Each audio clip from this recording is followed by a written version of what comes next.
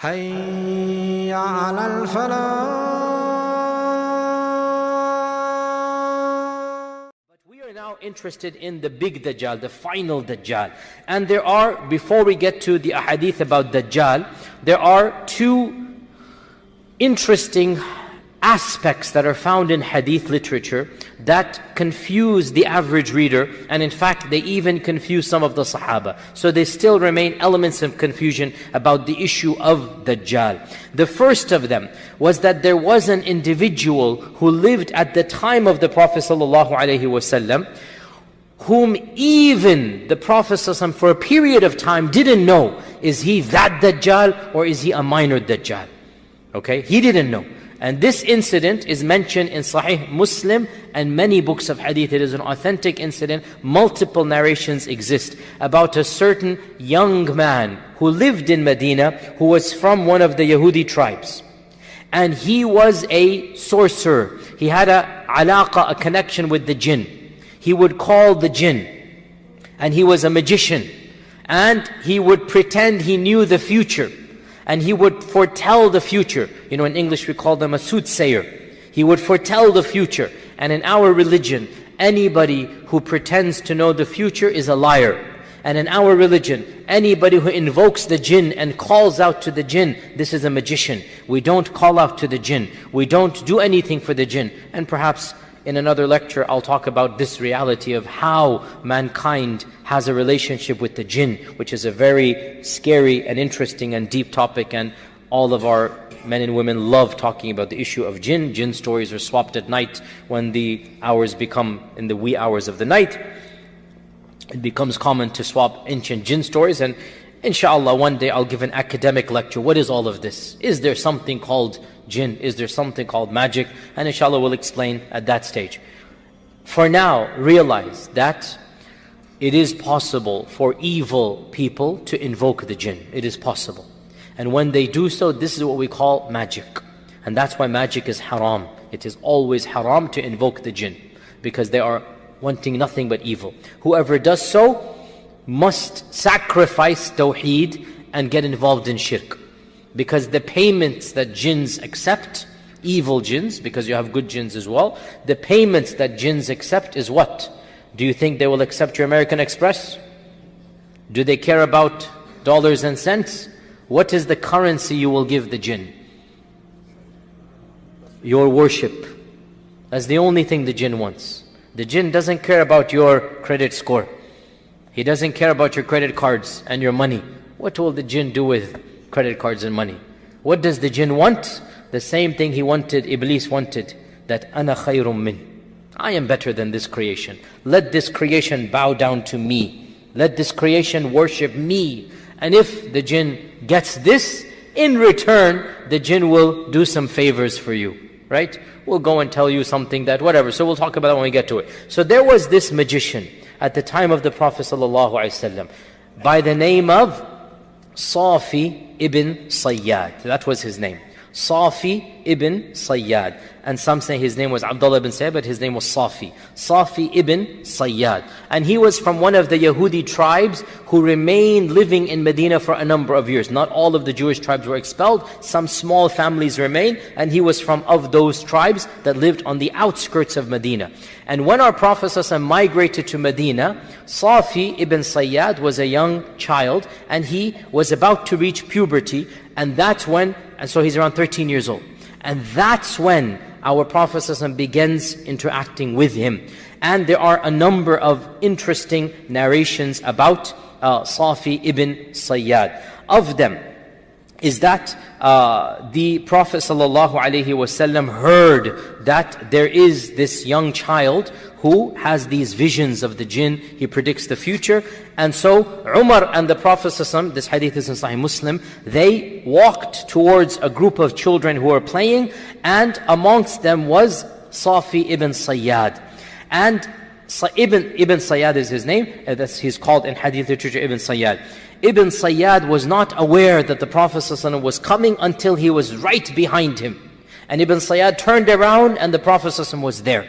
So the Prophet ﷺ said to Ibn Sayyad, "Do you testify that I am Rasulullah?" Do you testify I am Rasulullah sallallahu alaihi wasallam? And Ibn Sayyad said, I testify that you are the Rasul of the Ummiyin, in a derogatory manner. You are the Rasul of the unlettered people.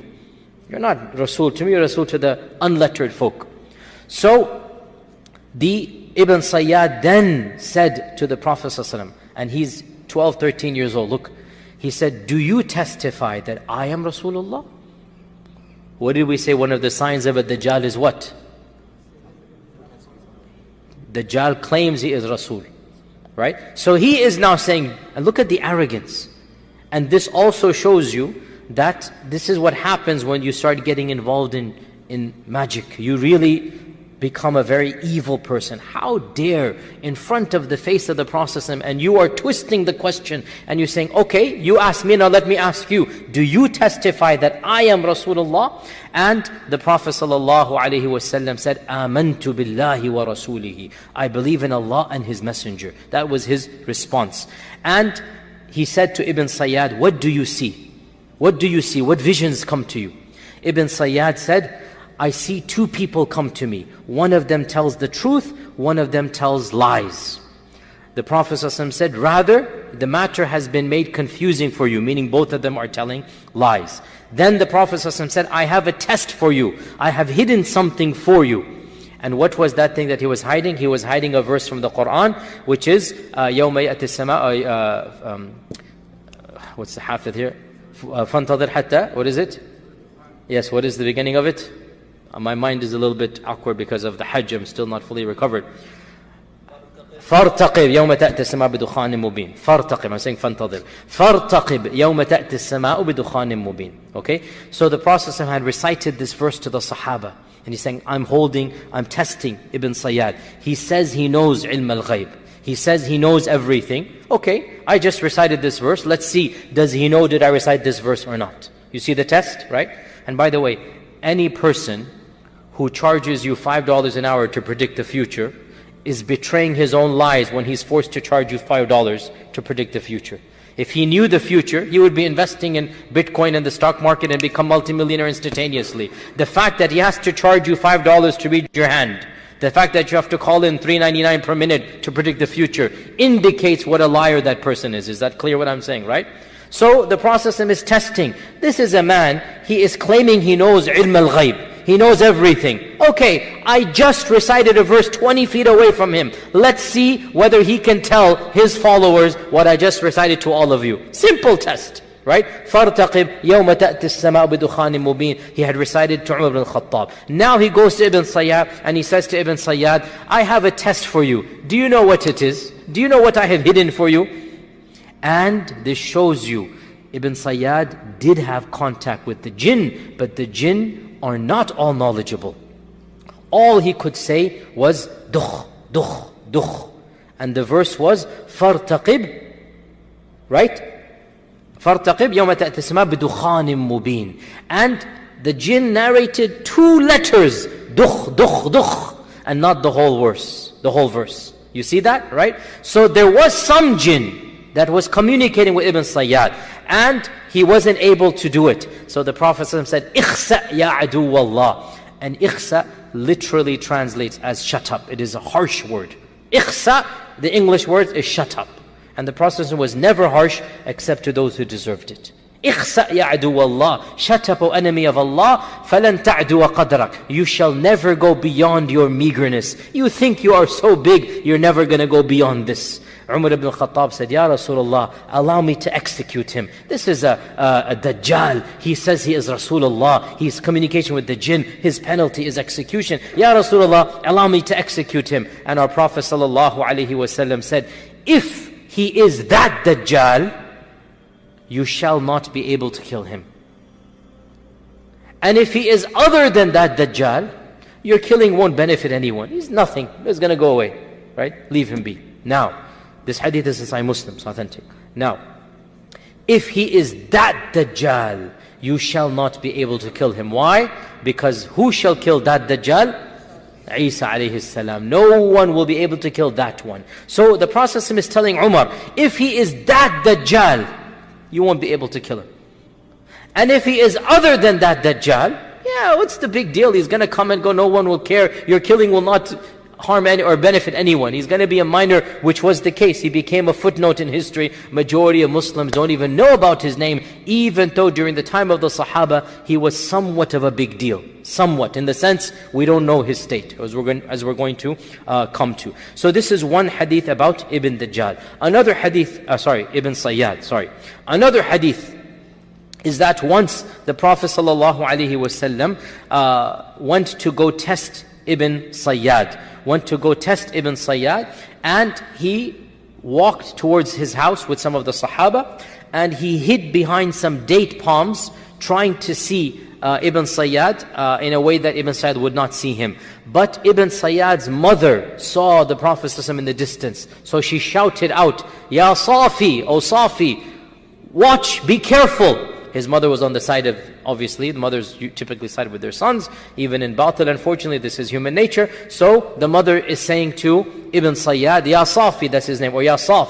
She cut out the Ya out of love, it's called in Arabic, Bab al-Tarkhim. So he said, Ya Saf, look, there is Muhammad, Rasulullah.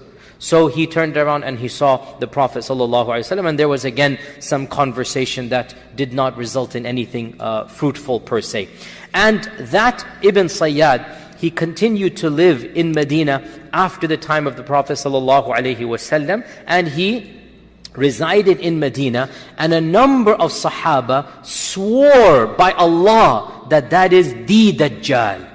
And they considered Ibn Sayyad to be that Dajjal. And of them was Umar ibn Khattab. He would make halaf with Allah that that is the Dajjal.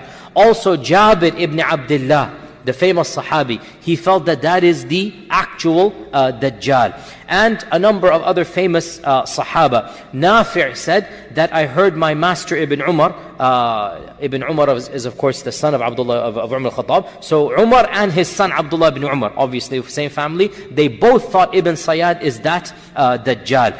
Nafi' is the famous slave of Ibn Umar, who was freed by Ibn Umar, and he became a great scholar. And Ibn Umar died, and Nafi' became the Sheikh of Medina, and Malik ibn Anas came, studied with Nafi', and so the golden chain, which you should all know, Malik ibn Anas from Nafi' from Ibn Umar. This is one of the most famous isnads of Islamic history. And Nafi' was nothing other than a servant, a slave, whom Allah honored with knowledge. This is what knowledge does. He was purchased as a young child as a slave, but he was eager for Islam. He memorized the Quran, he memorized Hadith, and therefore every book of Hadith has Malik from Nafi' from Ibn Umar. So Nafi' said, I heard my master Ibn Umar say, Wallahi, I have no doubt that Masih al-Dajjal is Ibn Sayyad. He's making halaf because he heard it from his father. So Umar and his son Ibn Umar, they felt that Ibn Sayyad is none other than that ad-Dajjal. And there's a famous narration as well that is mentioned in Sahih Muslim, that once Ibn Umar met Ibn Sayyad in the streets of Medina, and he had a fight with him, verbal fight, and he made Ibn Sayyad very angry, and Ibn Sayyad walked away stomping, very angry. So Ibn Umar then visited the house of his sister Hafsa, our mother Hafsa, and Hafsa heard the news that Ibn Umar and Ibn Sayyad had a confrontation in the bazaar, in the public sphere of Medina. This is after the death of the Prophet ﷺ. The news spread that Ibn Sayyad and Ibn Umar, they had it out. They were shouting and screaming. Ibn Sayyad left stomping and angry. Hafsa said to her brother that, what is the matter with you and Ibn Sayyad? Why do you have to interfere with him? Why are you getting involved in this issue? Don't you know that the Prophet ﷺ said, so this is a hadith now, that the Dajjal shall come and appear after something has caused him to become angry? Meaning, why are you poking him? Why are you prodding him? Why are you getting him angry? What is your business with the man? Let him be. We don't want the Dajjal to come when he's alive. Which means even Hafsa might have been sympathetic that Ibn Sayyad is who? Is that Dajjal. And that's one family, Hafsa, Ibn Umar, they're one family, and they thought that Ibn Sayyad is the actual Dajjal.